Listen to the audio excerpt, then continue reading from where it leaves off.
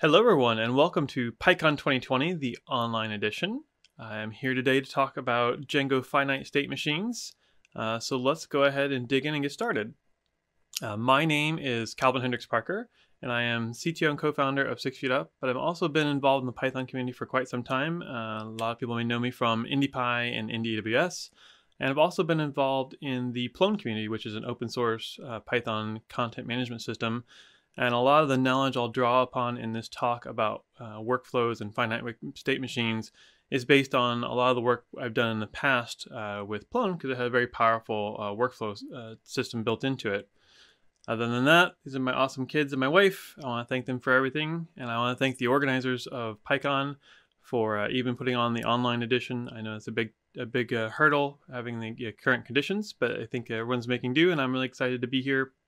This is my 16th PyCon in a row, if I count now the online edition, and I'm excited to be this is the first time I've actually been speaking. By the way, our company 6 Feet Up is hiring, so if you see this anytime near the period of release of the online edition, please feel free to get a hold of me or to check out our site. We're looking for some developers and some project managers and some people to join our awesome team of people. So let's get started and dive into finite state machines in Django. So what are workflows? So workflows, if you think about them, are series of interactions to complete some kind of a task. They are all over the place in your real life. If you think about any kind of business rules or logic that goes on and around you, they can be formal and informal. They're basically the things that these are specifically a subset of state. When you ask for paid time off, you submit a request. That request gets approved or denied, and that comes back to you into a new state, either approved or denied. And so we are already pretty familiar with workflows in real life, but we need to be familiar with how we can simulate or model those same types of workflows inside of our applications. This is where finite state machines come into play. So a finite state machine, or a finite state automation, is simply a state machine and a behavioral model used to design computer programs. And more specifically, a finite state machine is composed of literally a finite number of states associated with transitions.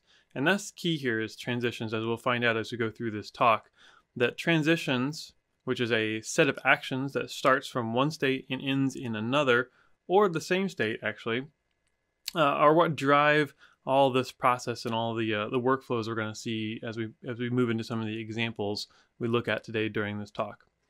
Let's kick it off with a simple example. So if we think of the most simple finite state machine we can build, you probably could build one simpler with one state, but generally you're going to have multiple states.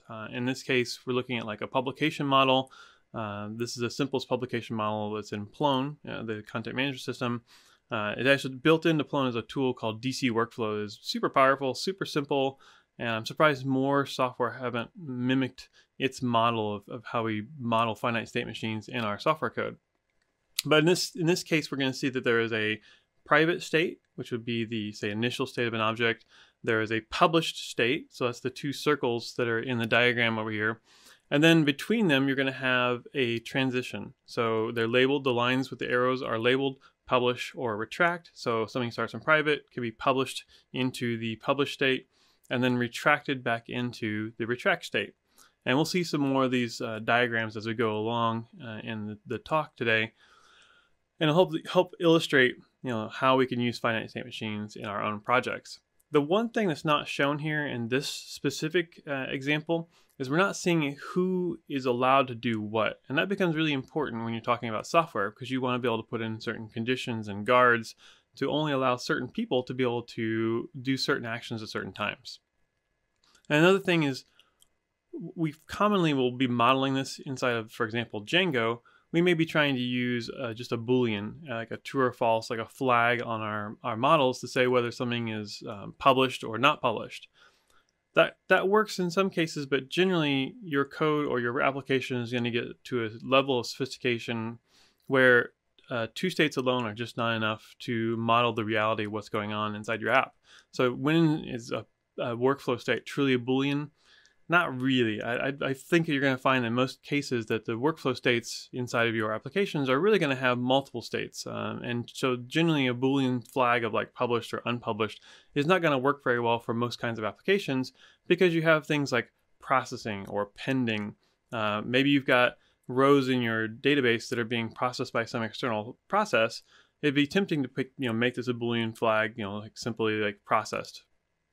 But you may have race conditions. So you may want to actually select all the items in your database for this third-party process, look for the ones that are unprocessed, put them into a state of processing before processing, and then afterwards put them into the state of processed. So that way you can track and make sure that no other process actually picks up those items because they're currently being processed by some other external system outside of your control, or just in general that you can control now who has access or locking on specific objects that are inside your application.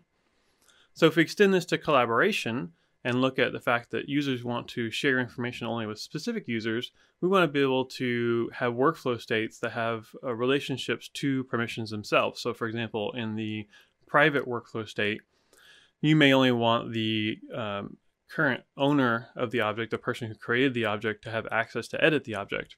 But when it gets into the published state, you may want to have access for anonymous users on the website to be able to come in and actually view those objects. And maybe you actually don't want the owner of the object to edit the current piece of content if it's in a published state, because you'd want them to retract it, maybe send it back through a review workflow process that has some kind of a pending or submitted for review state. So this is something we can actually model in Django, which was actually pretty easy to do in Plone. And again, we can try and do this. I'll show you some examples of how we would do this inside of Django itself. Okay, enough talking about theoretical examples and toy little projects. Let's talk about a little bit of real life. I think a lot of us have been students at a university. And if you've ever gone through the process of changing your major, you'll know how painful that can be and how that could be filled with paper-oriented processes.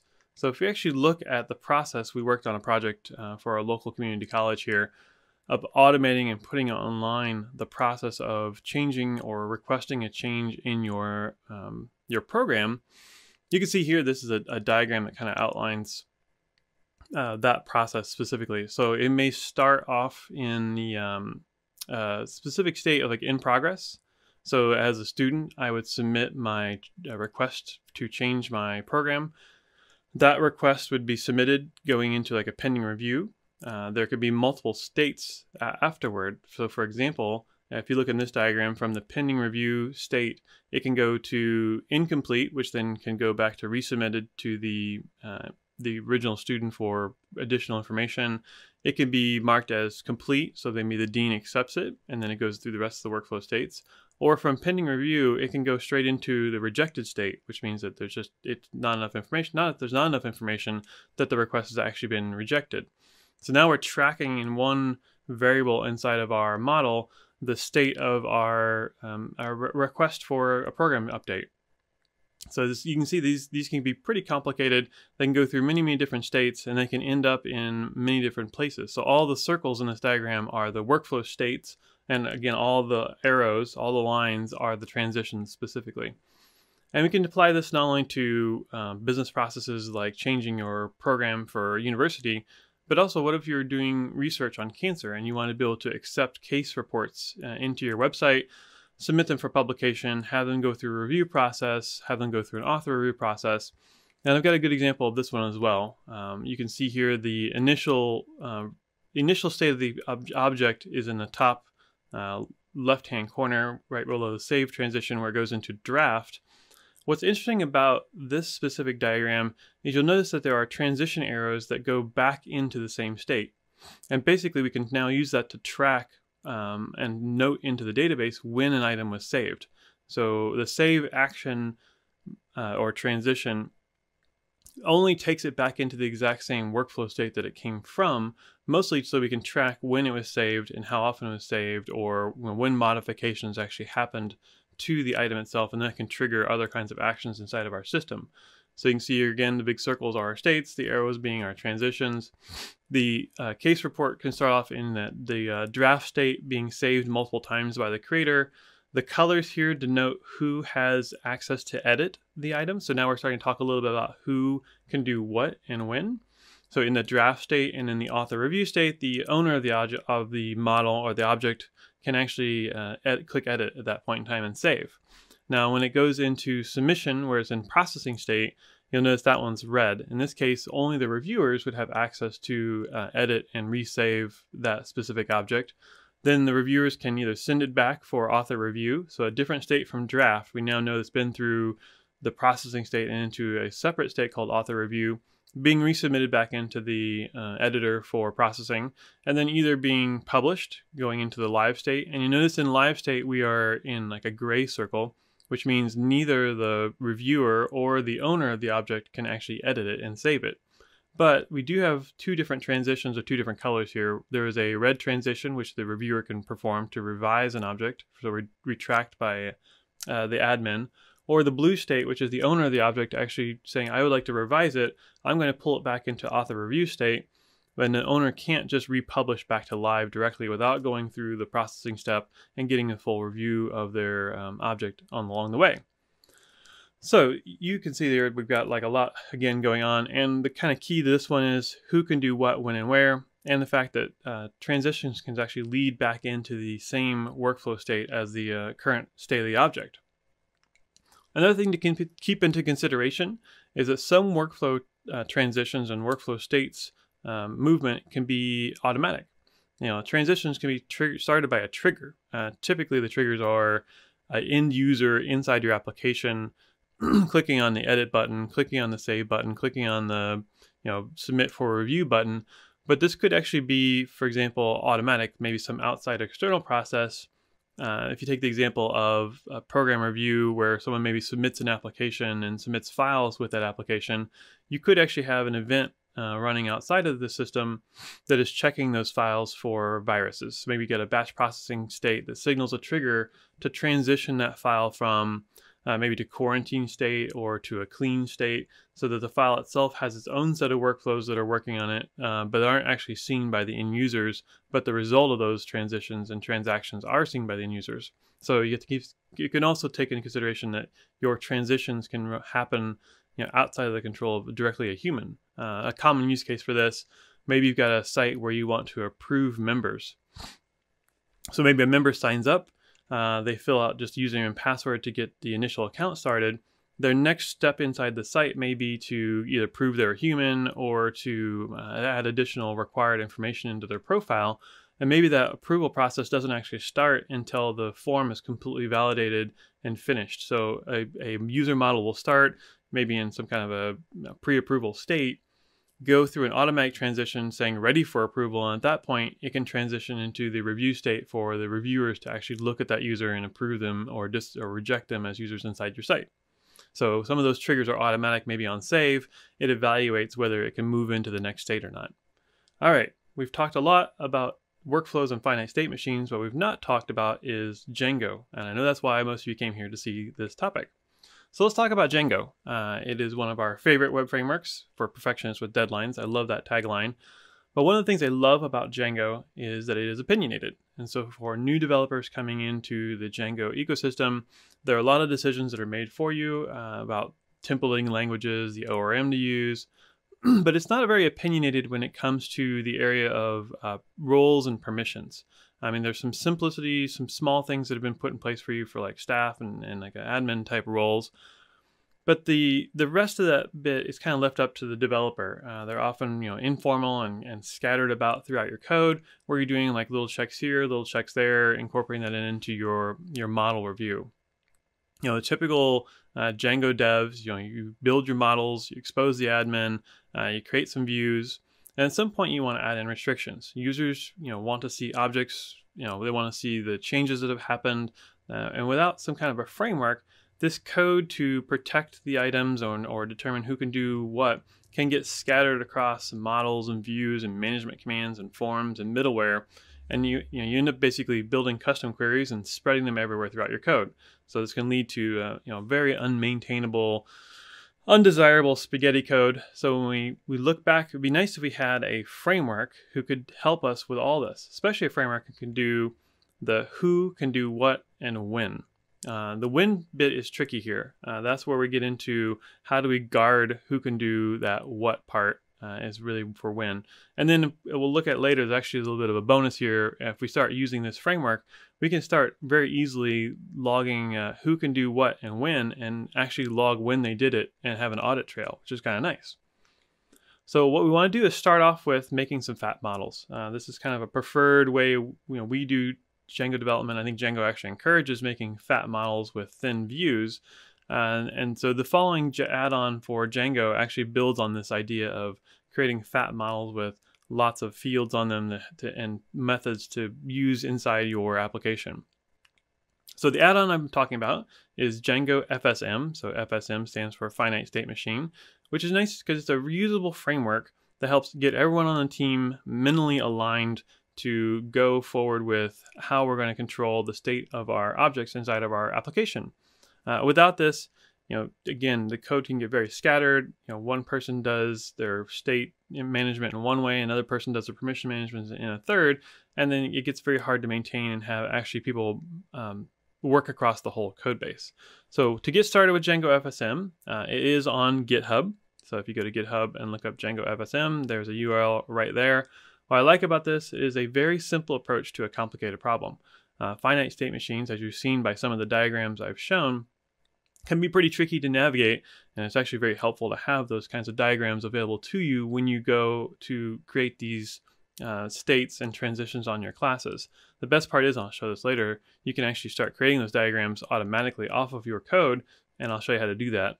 So the basics of Django-fsm is there's going to be a custom model field, FSMField, a Python decorator for a transition, and then the model methods that get put onto your model class via the contribute to class.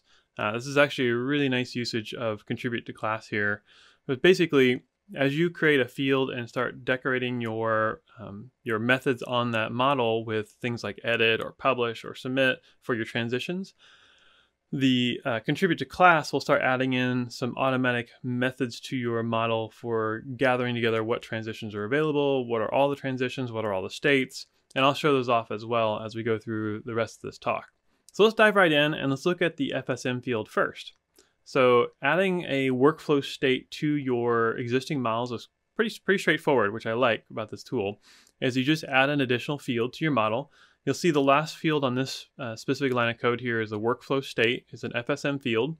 And we put in there, this one's going to be text-based, so you can store a set of strings for your various workflow states. There's also an FSM integer field if you wanted to store like an enumerated set of states instead of strings. But we basically configure the choices. So what are the workflow states that are possible and available? And what's the default, which is going to be the initial state for your model as a new instance of your model is created. And then some help text, obviously. So you see these are all imported from a workflow state. Generally, we'll make a module inside of our Django application, and inside of it, we'll set up a class for our workflow state to store all this and kind of encapsulate all the information about our workflow states. So you can see here we created a workflow state object that includes the the string equivalents of the various workflow states that get stored into the database. And then we set that as our choices, and then we have an initial state, choosing one of those workflow states as our initial. Again, nice and easy to get started. So moving between these workflow states. always move between these workflow states with the transitions.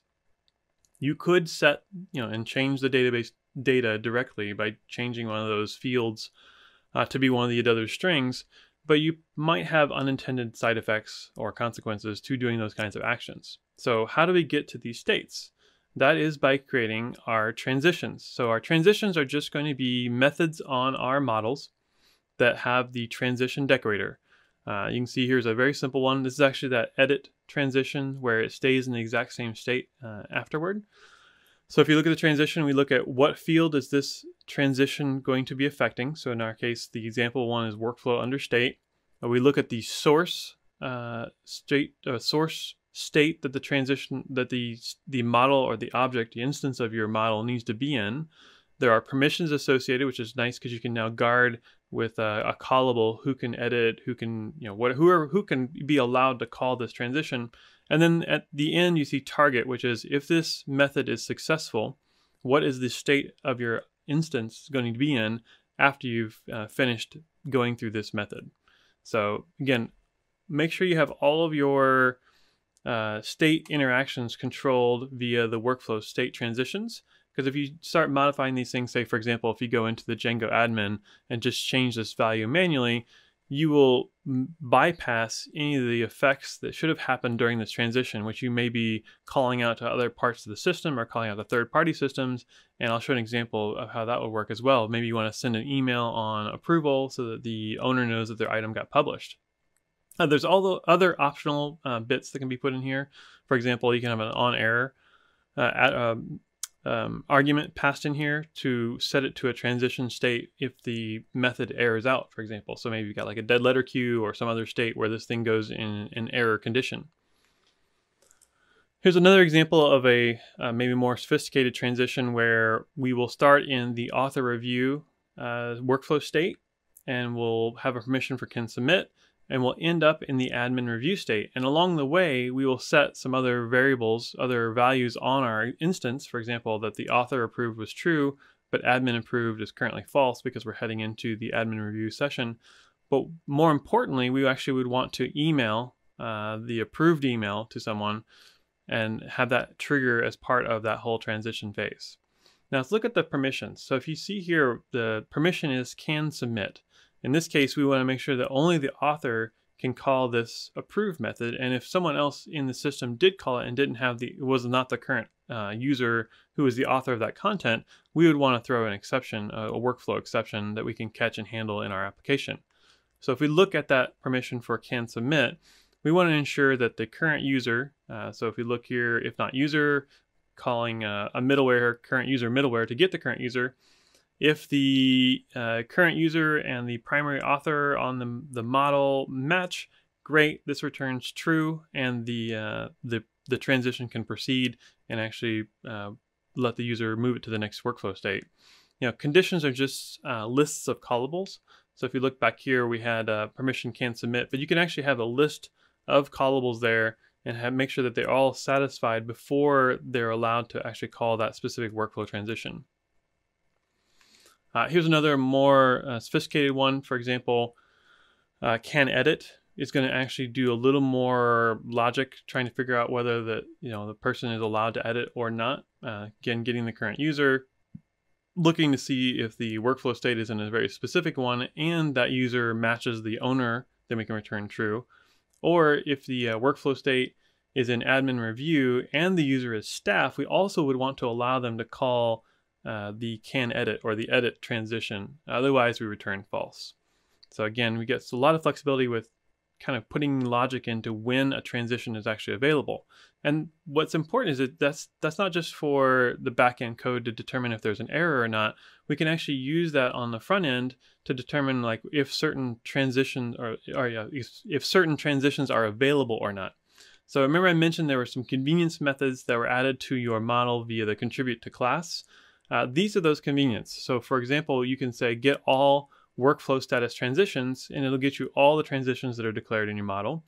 If you wanted to see based on the current user, you could say get available user workflow state transitions. And so you can now get back context limited, sets of actions that the user can use. So now you can use that to build into your front-end UI and dynamically determine what transitions actually should be shown to the user. So if we're an admin and looking at a page that's in draft, the edit button may not be available to us until that has been submitted for review. So now you can easily grab transitions based on those permissions and allow the workflow logic really to work in your favor. That's a lot of the information, but I'm going to check out, we're going to go into some other cool bits.